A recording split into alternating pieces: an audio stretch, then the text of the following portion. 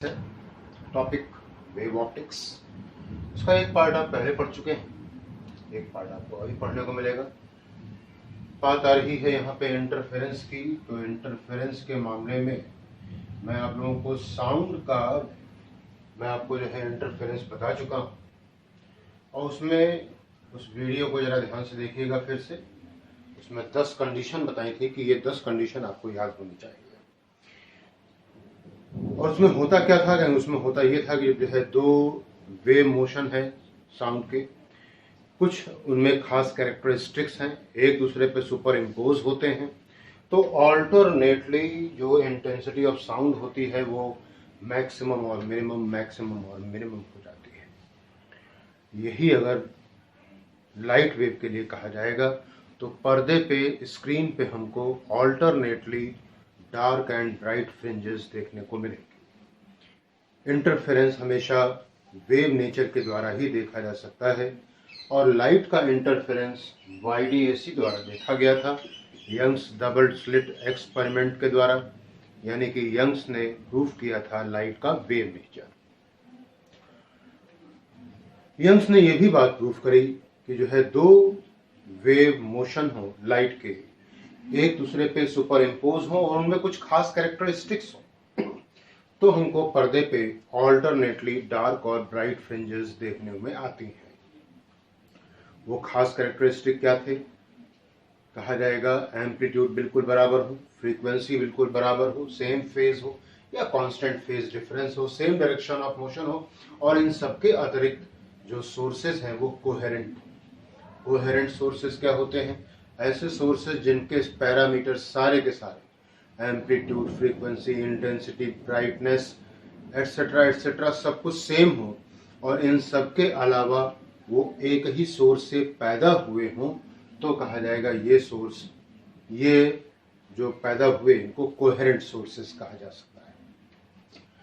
तो इंटरफेरेंस वाली बात यहाँ पे ऐसी आ जाती है। जो रिजल्ट्स थे उनको मैं एक बार बताऊं, तो उसमें से एक था a स्क्वायर बराबर a1 square plus a2 square plus 2a1 a2 cos pi, i बराबर i1 plus i2 plus 2 under root i1 i2 cos pi, maximum amplitude a1 plus a2, minimum amplitude a1 difference a2, maximum intensity है under root i1 plus under root i2 का whole square, minimum intensity है under root i1 minus under root i2 का whole square. Constructive interference होते थे और destructive interference होते थे। यहाँ पे बात हमें देखनी है कर्व ऑफ इंटेंसिटी के बारे में। इंटेंसिटी का कर्व कैसे बनेगा? कहेंगे कर्व की बात करोगे तो तुम्हें इंटेंसिटी का फॉर्मूला देखना होगा, i1 plus i2 plus 2 under root i1 i2 cos phi. If i1 बराबर i2 बराबर i0, तो i बराबर i0 प्लस 2, यहाँ पे i0 तो ये 2i0 कॉस फाई आ गया। यहाँ पे 2i0 कॉमन निकाल लें तो 1 प्लस कॉस फाई आ गया। 2i0 1 plus 2 cos square 5/2 minus 1, i बराबर 4i0 कॉस स्क्वायर 5/2। फाई बराबर 0 कर दीजिए, फाई बराबर प्लस माइनस पाई कर दीजिए, फाई बराबर प्लस माइनस 2 पाई कर दीजिए। तो i बराबर यहाँ पे आ रहा है 4i0, यहाँ पे 0 हो जा रहा है, यहाँ पे फिर से 4i0 हो जा रहा है। कर्व अगर हमने यहाँ पे खींचा तो ये कुछ कर्व जो है, इधर को हम इंटेंसिटी ले रहे हैं, इधर को फाई, तो ये 0, ये पाई, ये 2 पाई, ये माइनस पाई, ये माइनस 2 पाई, ये 4i0 हो गया, ये y हो गया, ये x हो गया। 0 पे ये 4i0 है, पाई पे 0, माइनस पाई पे 0, 2 पाई पे ऐसा, माइनस 2 पाई पे ऐसा, और फ्री हैंड से इसको मिला दीजिए तो ये कर्व आ गया, curve of intensity, curve of intensity आ गया।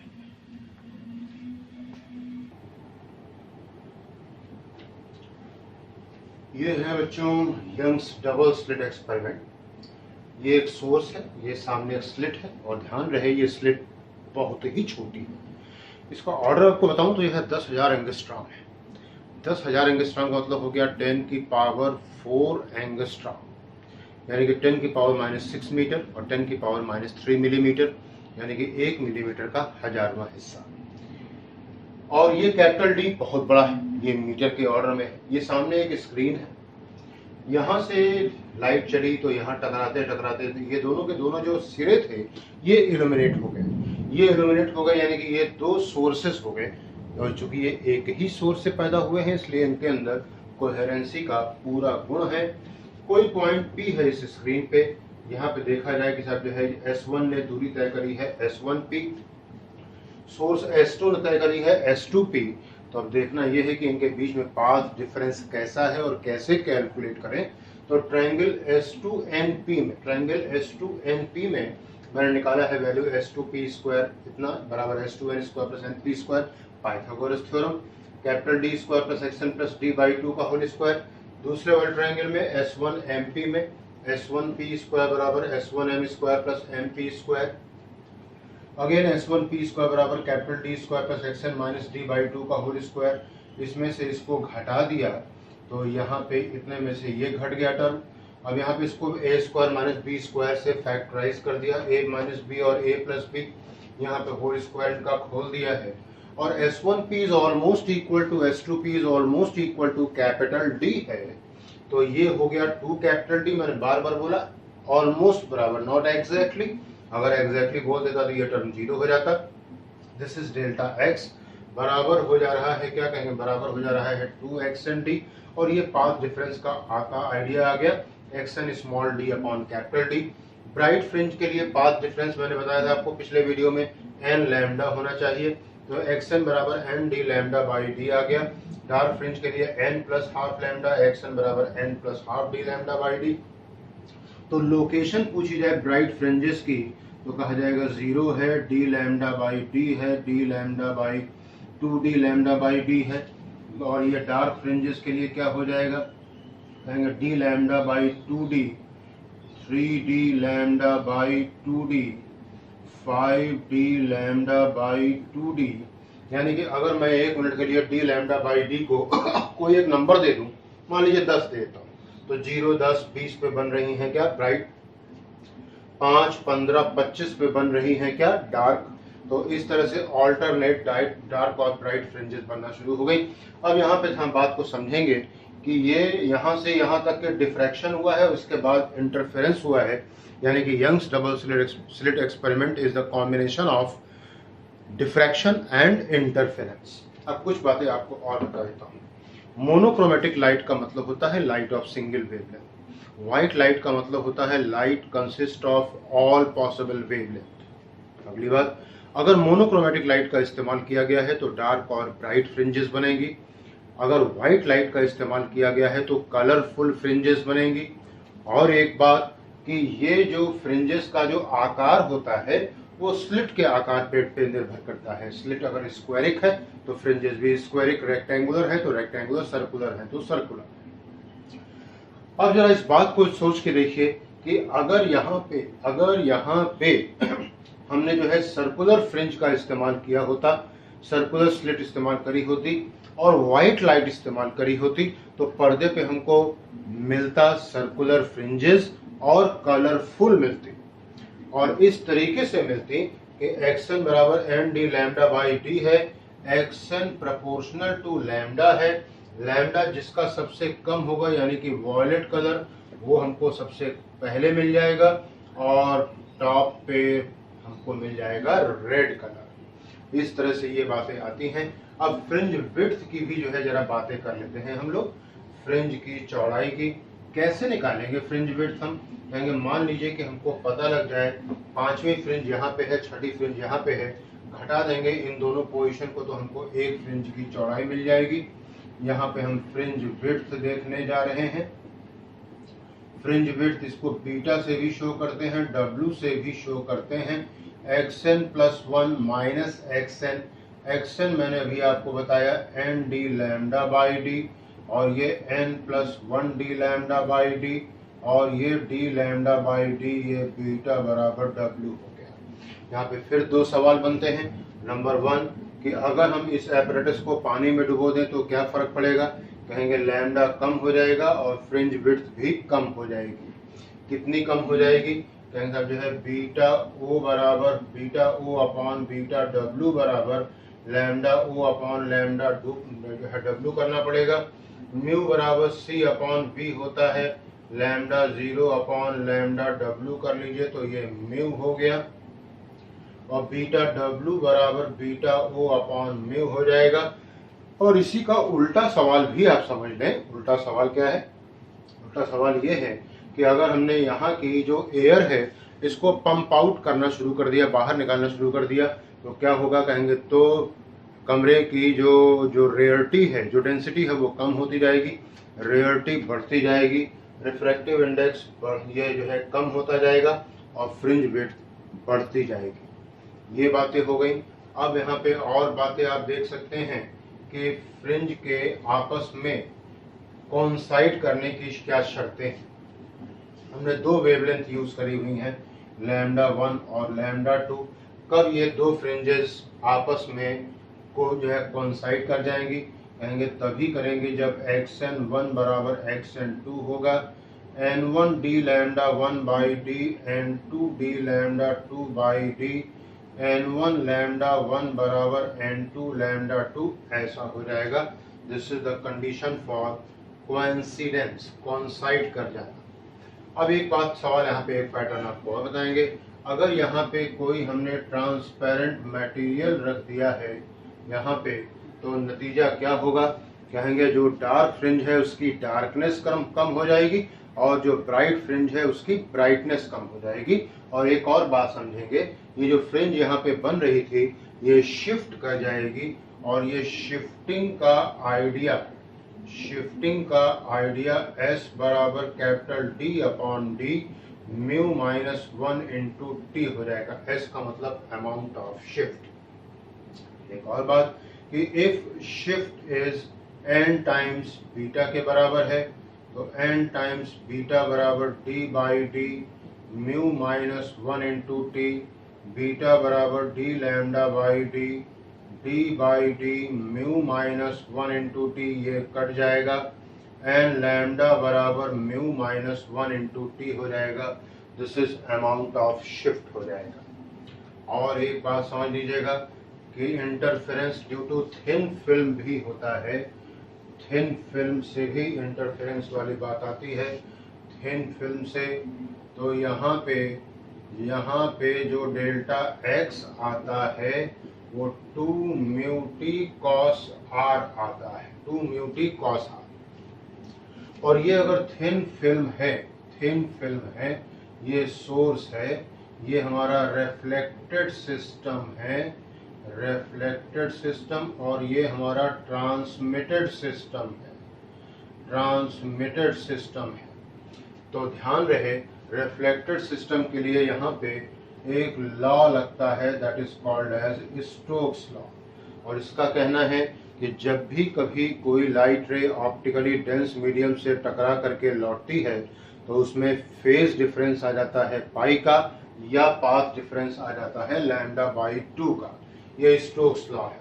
तो ट्रांसमिटेड सिस्टम में ऑलमोस्ट नॉर्मल इंसिडेंस की बात करोगे तो 2 म्यू टी बराबर n lambda, this is for bright fringe, और डार्क फ्रिंज के लिए कहा जाएगा तो 2 म्यू टी बराबर n plus half lambda. Reflected system के लिए अगर कहोगे तो ब्राइट फ्रिंज के लिए 2 mu T minus lambda by 2 बराबर n लैम्डा, 2 म्यू टी बराबर हो जाएगा लैम्डा n प्लस हाफ, और डार्क फ्रिंज के लिए हो जाएगा 2 म्यू टी बराबर n लैम्डा।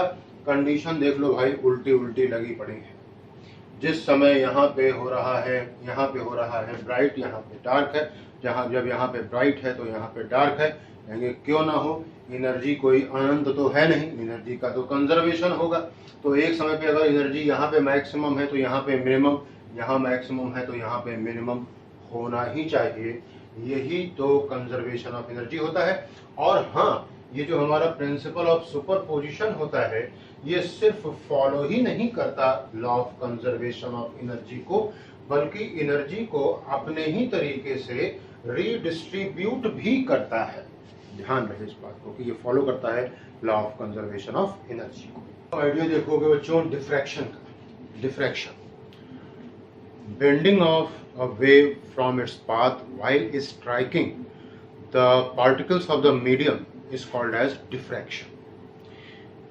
एक फ्रेशनल डिफ्रैक्शन होता है, एक फ्रॉनहोफर डिफ्रैक्शन होता है। ये जो दिखाया गया है, ये आपको फ्रेशनल डिफ्रैक्शन दिखाया गया है। जब भी कभी सोर्स और स्क्रीन के बीच में जो डिस्टेंस होंगी वो फाइनाइट होंगी तो ये फ्रेशनल डिफ्रैक्शन होगा।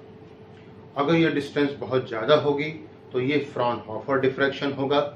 और एक बात, जो सन का जो डिफ्रैक्शन हम देखते हैं आप, वो फ्रॉनहोफर होता है क्योंकि डिस्टेंस बहुत ज़्यादा होती है। यहाँ पे इसको एक्सपेरिमेंटली दिखाया गया है कि ये हमारे पास एक सोर्स है, ये सामने एक कॉन्वेक्स लेंस है, कन्वर्जिंग लेंस, उसके फोकस पे रखा हुआ है। तो जो रेज आएंगी वो पड़ने के बाद पैरेलल हो जाएंगी। ये सामने एक आपके पास जो है ग्लास प्लेट है, इनको क्रॉस कर गए, यहाँ पे ये स्लिट रखी हुई है, दिस इज अ स्लिट। तो स्लिट से जब ये टकराएंगे तो टकराने के बाद अपने रास्ते से ये बेंड कर जाएंगे। दिखाया जा रहा है कि यहाँ पे इसकी पोजीशन जो है वो डिफ्रैक्ट होकर के यहाँ पे आ गई है। इतनी इसकी जो है कोशिश थी दिखाने की। आगे की बात करी जाए तो यहाँ पे डिफ्रैक्शन मिनिमा, ये सिंगल स्लिट एक्सपेरिमेंट के लिए है। डिफ्रैक्शन मिनिमा की कंडीशन a sin थीटा बराबर n लैम्डा। यहाँ पे n की वैल्यू 1 2 3 4 1 से स्टार्टिंग हुई है। डिफ्रैक्शन मैक्सिमा के लिए a sin थीटा बराबर n प्लस हाफ लैम्डा। आप इसको ऐसे भी याद कर सकते हैं कि जो मैंने आपको इंटरफेरेंस का रिजल्ट बताए थे उसके उल्टे रिजल्ट यहाँ पे लगे हुए हैं। n बराबर वही 1 2 3 4 रहेगा। Angular position of nth secondary minima, nth secondary minima, तो ये जो साइन थीटा है यानी कि जो n लैम्डा अपॉन a है, जो कि बहुत छोटा है इसलिए इसको थीटा कर दिया गया है, ये एंगुलर पोजीशन देता है nth सेकेंडरी मिनिमा की। और इसके लीनियर डिस्टेंस बराबर एंगल बराबर आर्क अपॉन रेडियस, तो एक्सएल बराबर डी थीटा हो जाएगा, एम डी लैम्डा अपॉन ए हो जाएगा।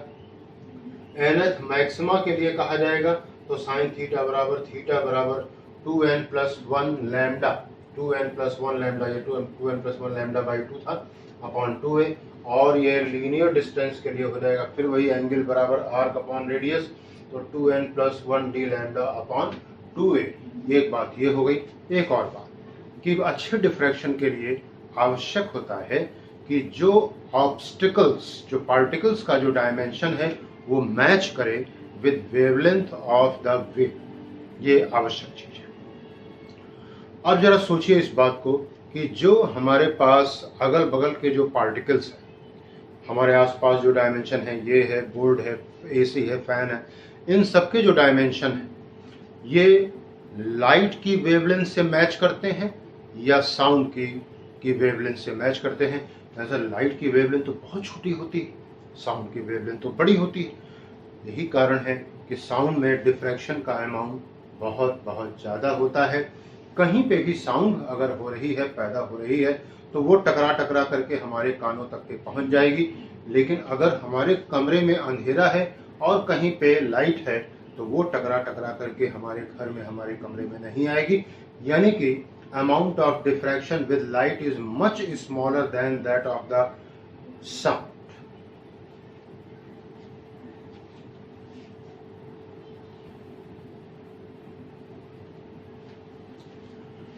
आज का लास्ट हेडिंग है बच्चों, जो है पोलराइजेशन। और जो लाइट होती है, जो ऑर्डिनरी सोर्स ऑफ लाइट होता है, वो सोर्स होता है अनपोलराइज्ड लाइट। इसमें जो वाइब्रेशंस होते हैं वो मल्टीपल होते हैं। ये इलेक्ट्रोमैग्नेटिक वाइब्रेशंस होते हैं और ये अनगिनत होते हैं। किसी तरीके से अगर हम इन इलेक्ट्रोमैग्नेटिक वेक्टर्स को इस डायरेक्शन में, ऐसे डायरेक्शन में, ऐसे में या ऐसे में ला सकें तो इनको हम कहेंगे कि ये पोलराइज्ड लाइट हो गई है।